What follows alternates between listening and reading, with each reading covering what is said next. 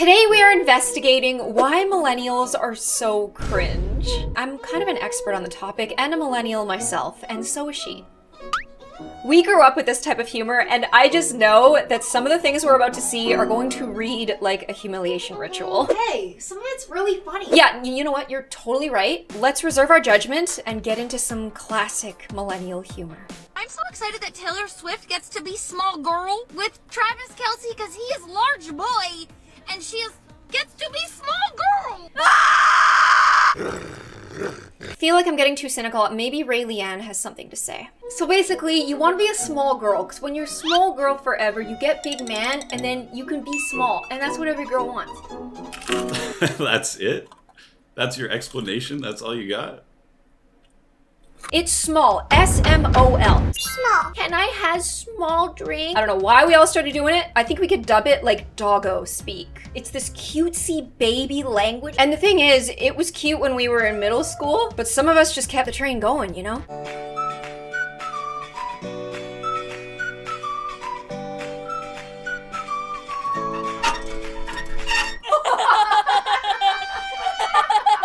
Okay, just give me a sec, all right? Oh, okay.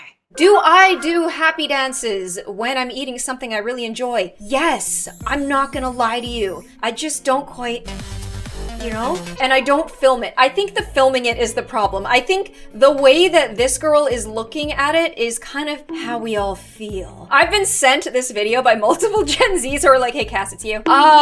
It is a little bit annoying. I'm trying to imagine how me and my millennial friends would feel if we were like sitting across the table from her. I think if she set up the tripod, we would be like, something that I've been told is that the generations after us completely blame Jim Carrey for this. It's so hard to be good at that type of physical comedy that it reads as cringe, and I feel like people are a lot less likely to give a woman grace for trying to be funny in this way, so it just, the general consensus is just, what a loser! Gen Z's trying to cancel Eminem?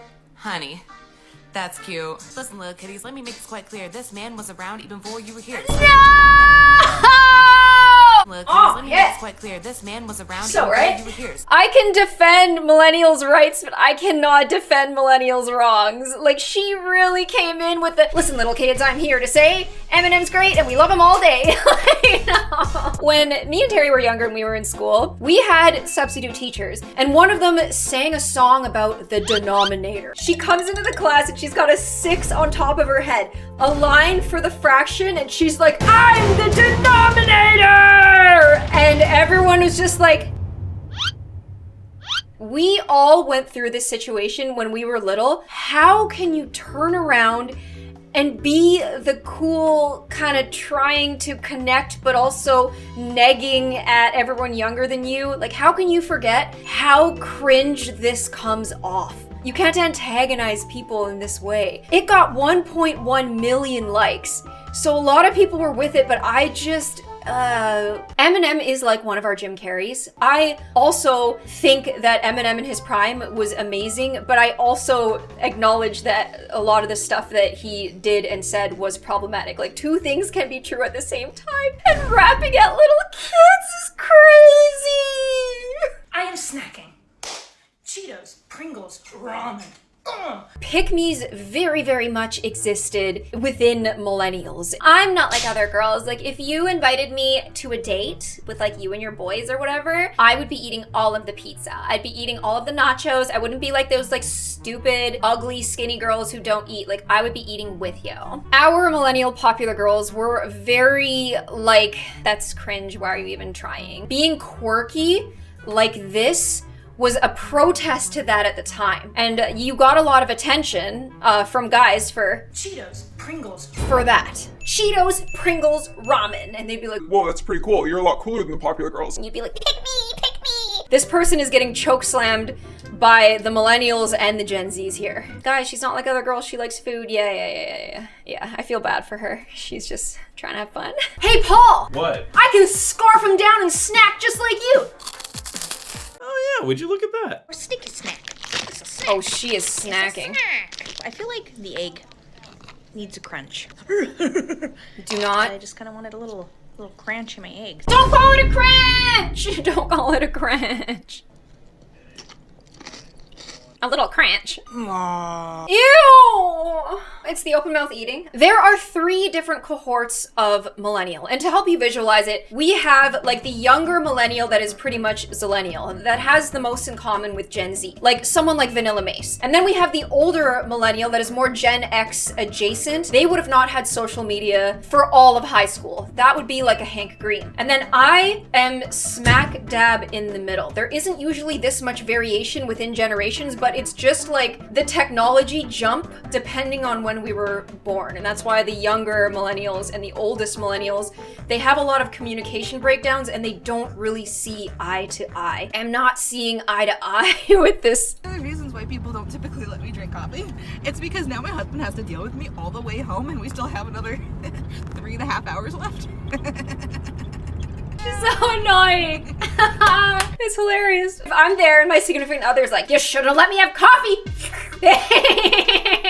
I would quite literally open the door and jump out of the car myself. I think the beauty of this is like a lot of millennials I know are such jaded, kind of like stoic people, and we're getting a lot of the happy ones today. It's nice to see the happy ones. That's my positive take. Kelsey Plum in the building.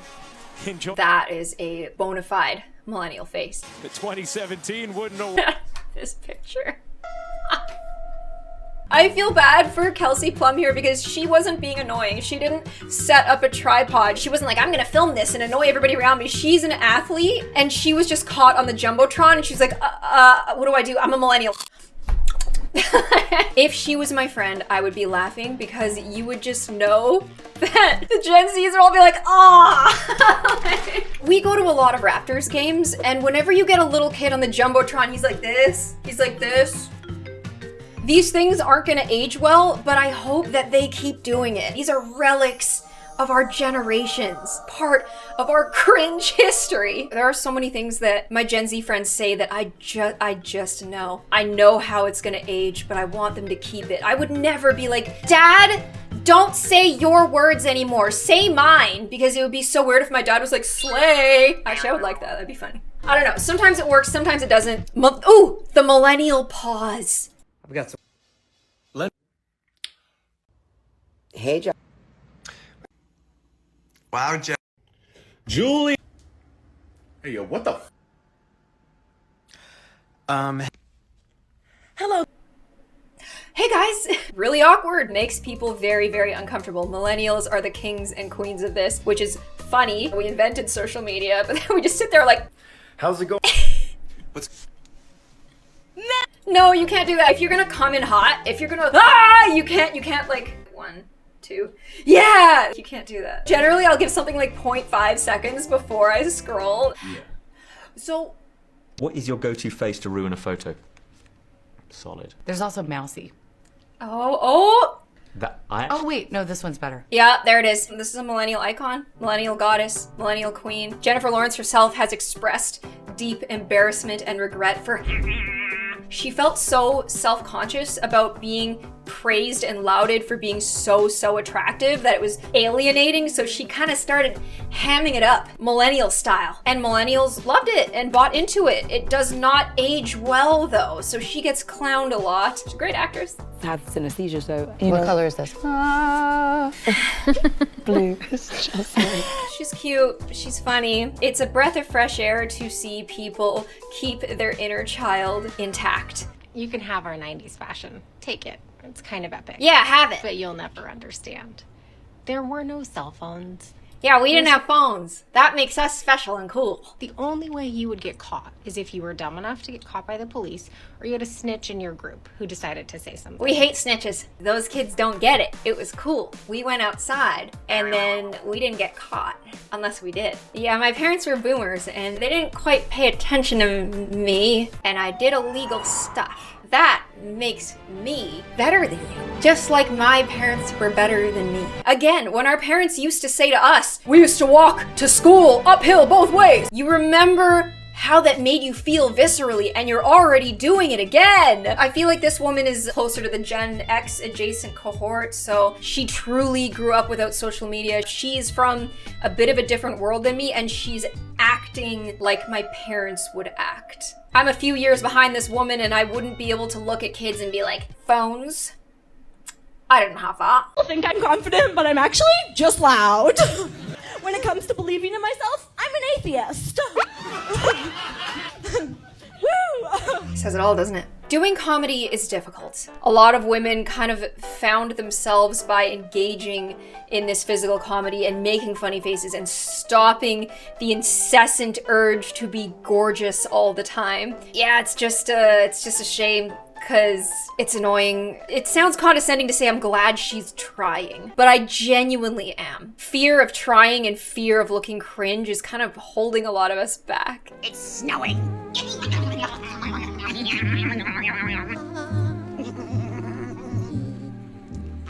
I'm concerned that there is a cartoon character stuck in this person's body. This is kind of reminding me of grade school, where the neurodivergent person got bullied for being weird. I'm just kind of like getting a vibe because I'm neurodivergent myself, and I'm seeing a lot of that here, and I'm seeing a lot of people make them feel really bad, and I'm like, oh, like, it's one thing if it doesn't read and it doesn't speak to you, it's another if you're like, oh, you're a loser. It's just kind of feeling like high school never ends. And I'm proud to be a millennial with my side part and skinny jeans. She sings well. I won't be told what to wear or how to use emojis. Would you kindly shut the fuck up? Okay, she lost me. Why does it have to be a war against Gen Z? Like, there's like kids coming out of high school and you're like, I'm proud to be a millennial. So they're just like, okay.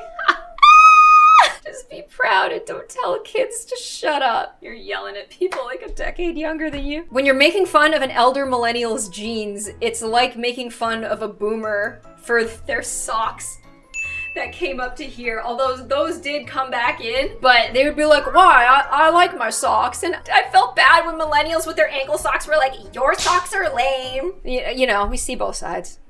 Like Chanel. As a 28-year-old toddler that spills everything.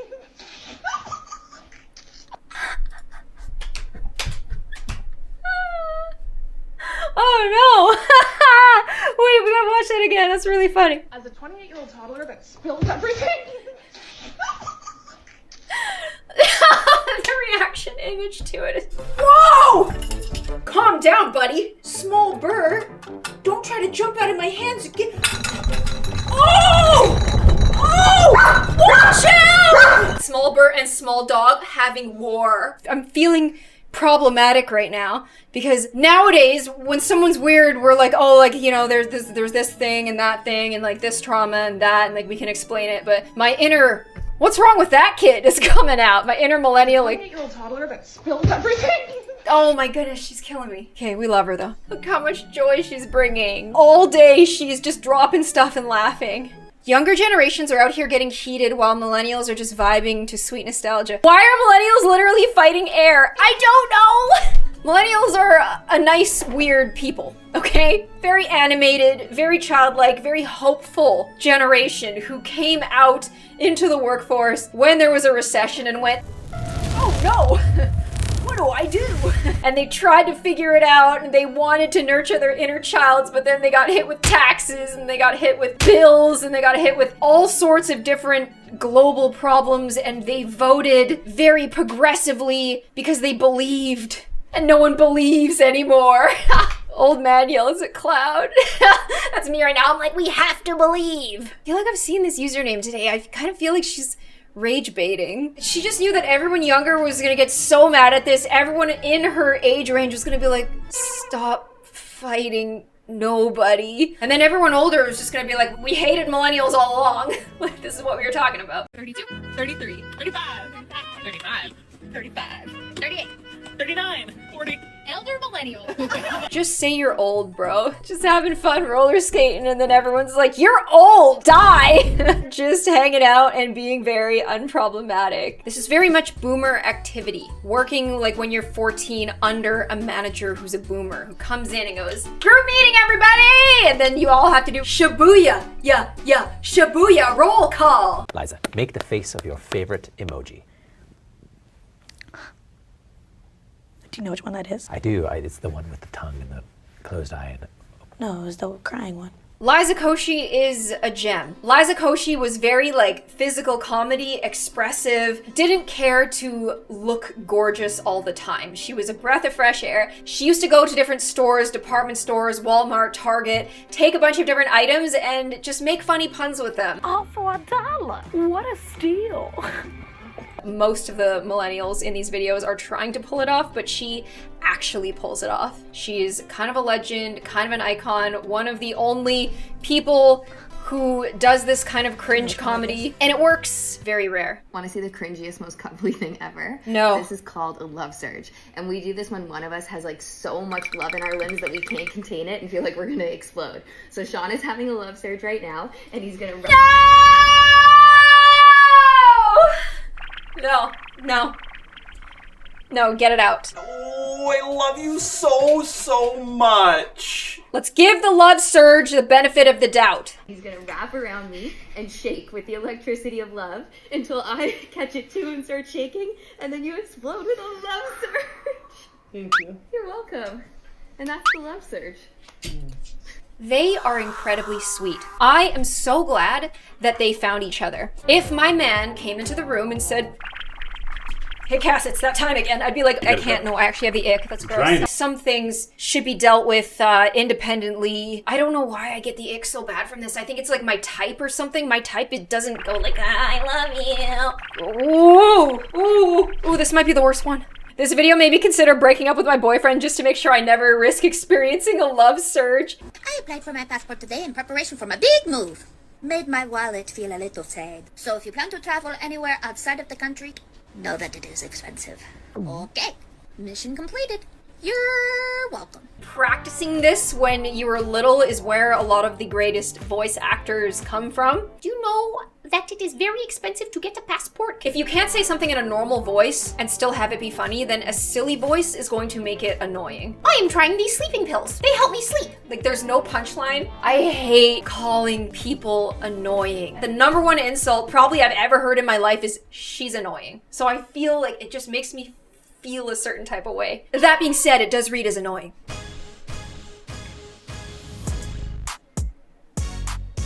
As a millennial, I can confirm that for some reason, these lace bottom tank tops came out, right?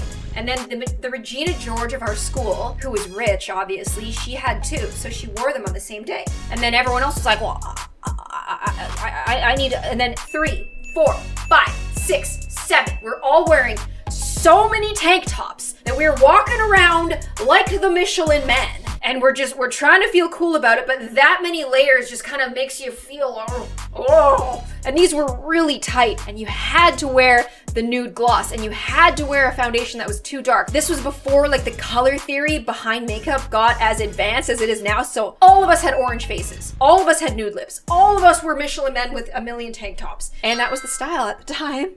Guess what I'm saying is, that can only mean we had it harder than you. Oh, yes, you had to put a wife beater on top. You had to. It covers the bra strap, because like the tank tops didn't really. You tried to like get the thick enough strap that it covered all the straps, otherwise you were just the strap girl. But it never held in place all day. I don't even like coffee, but I guess I'll try it.